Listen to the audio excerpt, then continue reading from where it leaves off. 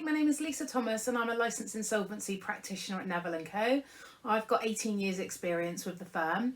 And recently I've been asked by quite a few directors questions about misuse of COVID related funds and their concerns on bounce back loans, BBLs, that they've taken out for their limited company and what happens in insolvency. So I thought I'd do a quick video and discuss that topic. And because of its similar nature, I'll also discuss misuse of furlough claims and grants. Just to give you a bit of background, when a company enters administration or liquidation, the insolvency practitioner appointed has got a statutory duty to investigate what went wrong with the company to cause its demise, and also whether or not the directors have committed any misfeasance or misconduct under the Insolvency Act. There tend to be 5 main claims that we look for, and I've detailed those in separate videos, so have a look at those. But now we have a 6th one in particular to have a look at, which is the misuse of these COVID related funds. So just by way of a reminder, bounce back loans were offered to small businesses where they could borrow up to £50,000 from the government under the terms that they could be repaid over 6 years. The bounce back loans were 100% government backed. No repayment was required for the first 12 months and no interest was payable for the first 12 months either. More recently, the government have announced their pay-as-you-grow scheme, which allowed the company to A, extend the term from 6 years to 10, B, take a one-off payment holiday of up to 6 months, or C, reduce 6 months worth of payments by paying interest only. Because these BBLs are backed by the government 100%, it means that directors do not have to give personal guarantees. So if the company enters liquidation or administration, that debt will rank as an unsecured creditor and will have effectively died with the company. However, directors can still be held personally liable if they've committed misuse of these funds. So what we'll do firstly is check whether or not they have committed fraud in respect of the initial application for the loan, and we'll check whether or not the company met the criteria in the first place. So the key points, for example, that we'll be looking for is 1, that the company was not already in difficulty on the 31st of December 2019, and 2, that it was actually adversely affected. Next, we'll have to investigate what the funds were used for. Now, the terms of the BBL stipulated that the loan must provide an economic benefit to the business and not be used for personal use. If we determine that there has been misuse of the funds or the application process, we will report that information to the insolvency services. They've got the power to then either disqualify the directors, or they can further still begin civil or even criminal proceedings against those directors. The insolvency services have specifically asked insolvency practitioners to advise them where we found directors that have provided false information in connection with any application in respect of a COVID-19 support scheme, or where we find that bounce back loans have been obtained and the directors have removed those proceeds for their personal benefit in close proximity to the company entering formal insolvency proceedings. Insolvency practitioners can also pursue the directors under Section 212 of the Insolvency Act for misfeasance, and this can run in addition or alongside the actions taken by the insolvency services.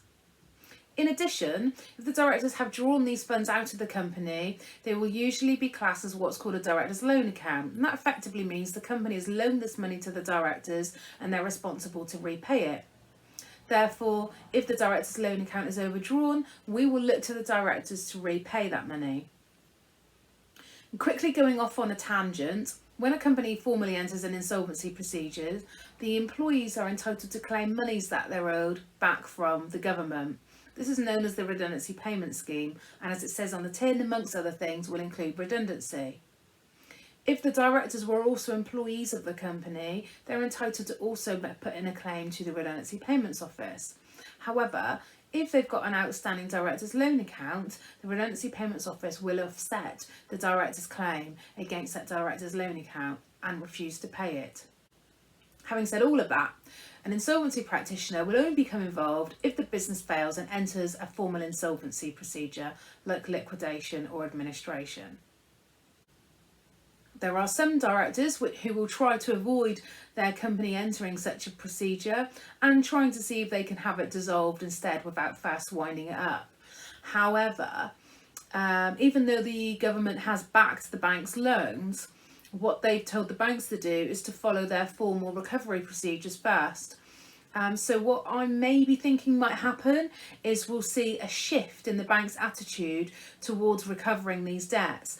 And in order to be able to claim the money back from the government, we might see a spate of forced liquidations by the banks in order that they can then call in the guarantees from the government. So it'll be quite interesting to see what happens with that. Moving on to coronavirus job retention schemes, which we now all know as furlough, although I'd never really heard the term before and now I can't seem to avoid it. It's similar to the bounce back loans. We have a duty to investigate whether furlough, statutory sick pay or the Eat Out to Help Out scheme applications were also fraudulent in the same way. As regards furlough, we have to determine whether or not those funds were used for purposes other than paying employees on furlough, and also to determine whether or not the company claimed support for employees who continue to work contrary to the terms of the furlough scheme. We can very quickly review the company's monthly claims that it submitted for furlough to HMRC online. And we've then got a duty similar to BBLs where we have to report those the misuse of the funds to HM Revenue and Customs. So again, we would report our findings to the insolvency services and they would then pass this information on to HM Revenue and Customs. HMRC have a dedicated team dealing with these types of claims, and they've also got their own direct contact which they encourage IPs to get in touch with them about, so we can pass that information to both parties. If HMRC do determine that there has been a misuse, they can charge a 100% tax equivalent to the value of the amount of the fraudulent funds, and in addition they can also charge 100% interest on top of that 100% tax. So I've read that HMRC are making these claims publicly available to try to reduce fraud, but the fraud will have already been committed, so I'm not really quite sure what the purpose of that is. I guess it's to prevent people from committing fraud, similar applications in future.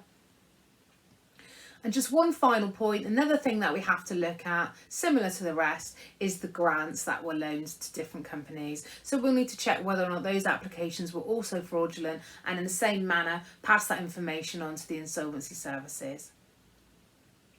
So I hope you found that information useful today. If you're a director and you're worried about any of these points, or your business is struggling financially and you want to check whether or not there's any way to effectively trade out and come out the other side of COVID, or perhaps it's time to call it a day, get in touch with an insolvency practitioner like myself and we'll talk you through all your options and hopefully be able to give you some reassurance.